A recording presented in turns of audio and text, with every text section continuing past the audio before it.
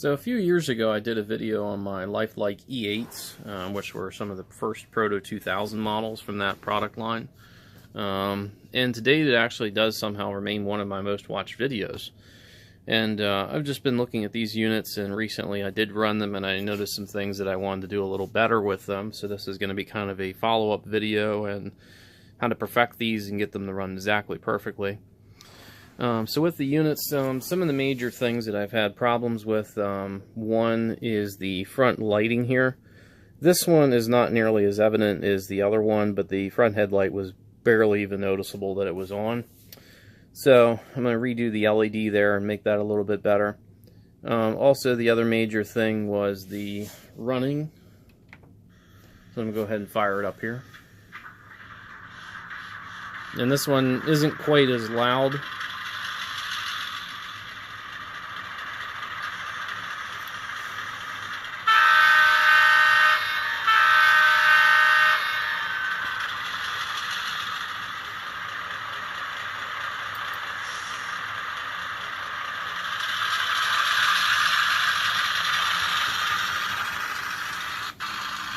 You hear it cut out there, and again.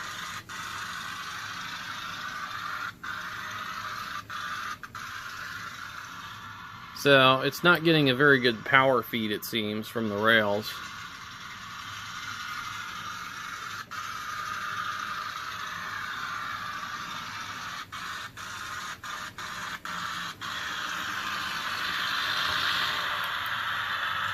And you can kind of hear it cutting out there a little bit. So there's a couple ways that you can fix that, and I've noticed this a lot more in some of my Athearn 4-axle locomotives, especially with Loksound. There's a CV, I believe it's CV113, which out of the box it's programmed to 255. Sometimes if you turn that down to, say, 70 or 25, something a little bit lower, it will kind of eliminate some of that cutting out. The other solution is to add a keep alive. And there's two types of keep alives that you can add. The ESU one is obviously going to work best, and we'll get into some of the reasons for that here in a bit. So that's one of the other things I'm going to do with it. And then of course also going to redo the speaker setup in it also. So we'll go ahead and take it apart here. And I'm just going to shut it off there.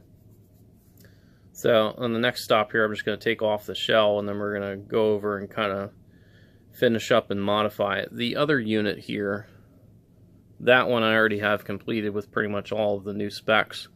So we're just going to be finishing this one up to match it. Okay, so just went ahead and pulled off the shell here. So the first thing we're going to do is detach that front headlight here, and there's two screws which kind of hold on this little plastic bracket here, which contains the headlight piping and the number boards, which is kind of all one piece, and also the cab figures.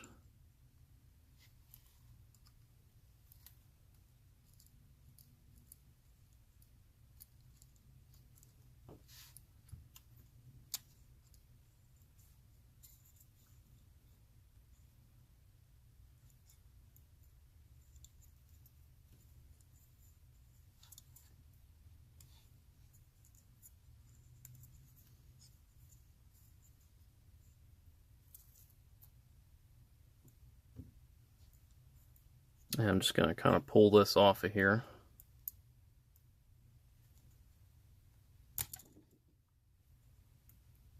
So that is that.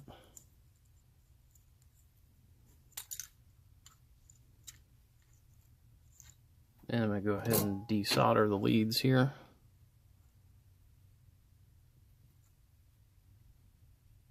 Okay, so that's off there.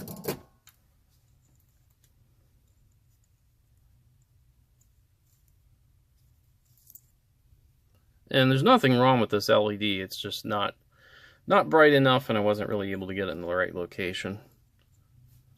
So what I will be doing here, and this is kind of the front light piping piece here, and that's of course where the headlight is, and then these two little areas are the number boards, but pretty much any light you apply to this area will kind of spread out throughout the rest.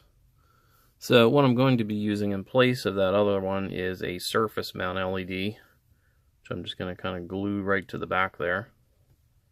Having a real focusing problem here. So I'm just going to super glue that on there, and then I'll wire that up to the front 2 leads there for it. And as far as the keep alive, that's this little part here, which ESU calls it a Power Pack Mini. There is also a larger one. Not really necessary. They are a little pricey. I don't know how well you can see it there, about 40 bucks. So it is about twice as expensive as other keep alives that are out there. Why this one and not one of those cheaper ones? Well, with ESU and the way that they're wired up, they use 3 wires on their keep alive. Not exactly sure of the engineering reasons behind it, but for that you can kind of solder onto the different decoders here. I will be using the diagram for Loksound Micro, which is basically this little piece here.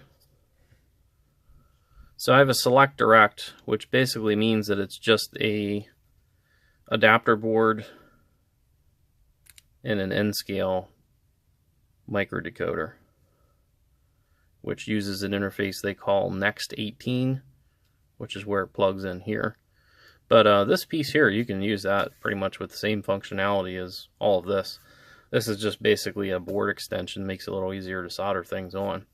But the Power Pack Mini is going to solder on to, I think, this top one here, the bottom one, and the other pad there on the other side, which is kind of depicted in the diagram here.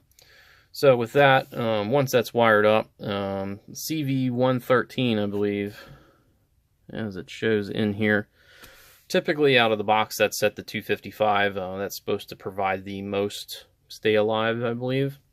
So that's what I'm going to set it to and just leave it with that. I've already tested this. It works pretty well with my other unit.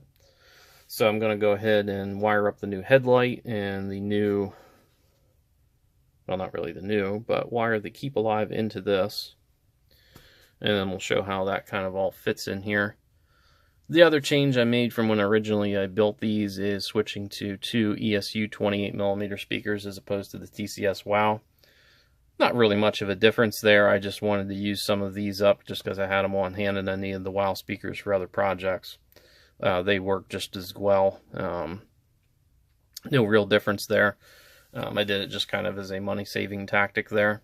And then also, lastly, I will be applying some micro crystal clear here to either side to help that kind of stay on the shell a little bit better there. And also try to hopefully eliminate some shell rattle. So we'll go ahead and do those things here next. So I've gone ahead and finished up all the things that I wanted to change here. So we get the new surface mount LED on there with some electrical tape up under the bottom so the light doesn't bleed through the bottom too badly. Also had to do the same thing on the front cab door so light doesn't come through there. And just taking a look at the ESU Stay Alive wiring, just kind of mounted that on this little area on the other side there. There's 3 wires going into the decoder there. Then of course we've got our 2 speaker wires, got the micro crystal clear applied here on either side, so I'm going to go ahead and seal that up right now. Okay, so got them all sealed back up, everything's working, got them consisted, got all the consist functions set up. So these are paired up, speed matched, pretty much ready to go here. So I'll go ahead and fire them up here.